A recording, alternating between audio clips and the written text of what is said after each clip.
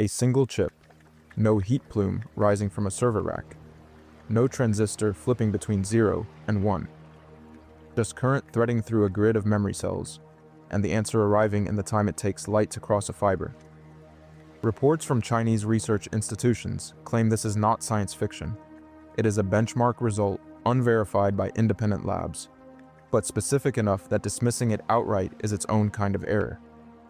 The question most coverage asks is whether China caught Nvidia. That is the wrong question. The right one is whether China is still on the same road at all. Remember that word. The surface read is easy and tempting.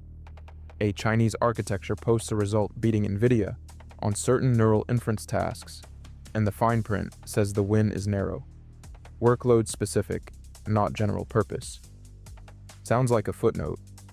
Sounds like the kind of niche benchmark that gets written up and then quietly forgotten when production demands arrive. But judging this result as a GPU race outcome is like timing a submarine against a speedboat and filing it under boat races. The categories are not the same, and the category gap is the entire story. Because this is not a GPU, it does not work like a GPU. It does not even try to.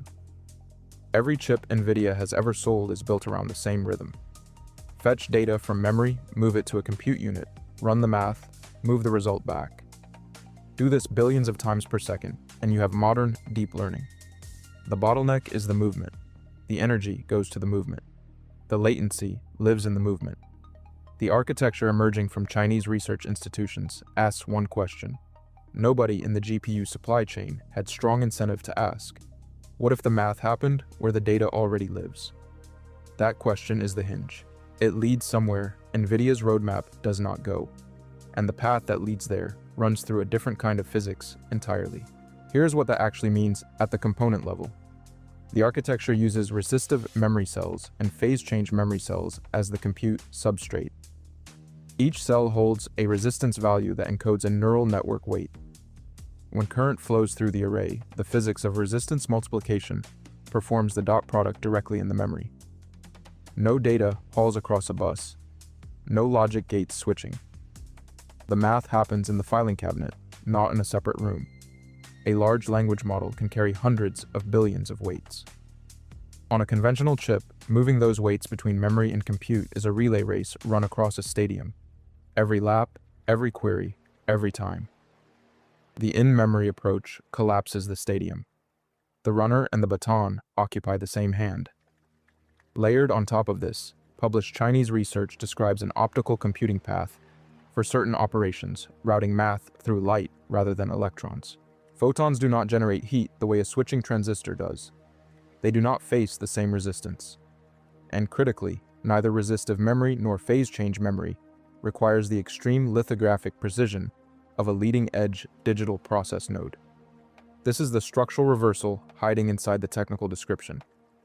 The process node gap between what China can manufacture domestically and what is produced for Nvidia is real and large. That gap is lethal in a GPU race. In this architecture, it is close to irrelevant. I think the export controls deserve direct credit for this outcome, not as a policy failure, but as an unintended act of creative destruction. The restrictions tightened around 2022 and have continued since, cutting off China's access to the most advanced chip manufacturing equipment and logic process nodes. A competitive GPU requires those nodes. The restriction was designed to freeze China in the GPU race. What it actually did was make the GPU race look like the wrong race. If someone locks the gate to the highway, you can wait at the gate, or you can survey the terrain for a river. The architecture we are examining is the survey result. The benchmark number itself, even if it holds under scrutiny, is almost beside the point. What matters is the design philosophy behind it. China did not optimize a GPU. It questioned whether a GPU was the right shape of object to optimize. That is a different kind of ambition, and it emerges from a different kind of constraint. Nvidia's entire strategic position rests on a single assumption, that AI compute is a GPU problem. The software library ecosystem, the high-bandwidth memory architecture, the H-series and B-series product lines, the developer toolchain built over 15 years, all of it is GPU-shaped. That ecosystem is genuinely formidable. It is also a gravitational commitment to one answer. And the volume market for AI compute is not training, which is comparatively rare and concentrated. It is inference, which runs on every query to every deployed model, billions of times a day. If a class of inference workload can be served more efficiently on analog hardware, the competitive surface changes shape. Nvidia is not unaware of alternative compute paths. The company has research and investment touching neuromorphic and photonic areas. But there is a difference between a company that explores an alternative and an industrial policy that has made that alternative the primary road. Now, the counterarguments deserve a fair hearing, because 3 of them are serious. First, claim versus proof. The benchmark figures come largely from the institutions that produce the architectures. No major independent lab has replicated these results at production scale. A chip that wins in a paper is not a chip that ships. This objection carries real weight. Second, the physical limits of analog compute are documented and stubborn. Resistive memory and phase change memory cells degrade with write cycles. They are sensitive to temperature drift and noise in ways that digital logic is not. Optical components require precise alignment that does not trivially survive the chaos of mass production. These problems have stalled prior analog compute revivals repeatedly. They are not hypothetical risks. Third, the software gap. The CUDA toolchain, its libraries, its 15 years of developer familiarity. These are not hardware advantages. They are a gravity well. Technically, superior processor architectures have lost adoption races to entrenched software ecosystems before, repeatedly, at scale. All 3 objections are legitimate. None of them rebuts the direction. You can argue about how far China is down this road and how durable the surface is. The road itself is no longer hypothetical. My honest read is that this is 5 to 10 years from displacing GPU-based inference at scale, if it ever does. The engineering problems are real. The ecosystem gap is real. But the directional bet that digital transistor switching compute is not the only viable path for AI inference looks more credible every time another paper drops.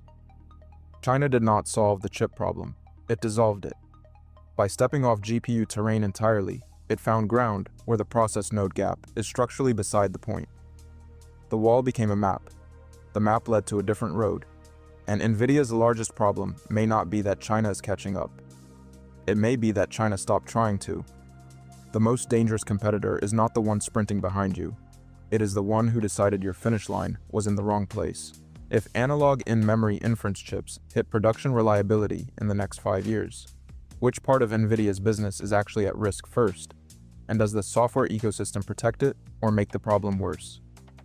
Tell me below.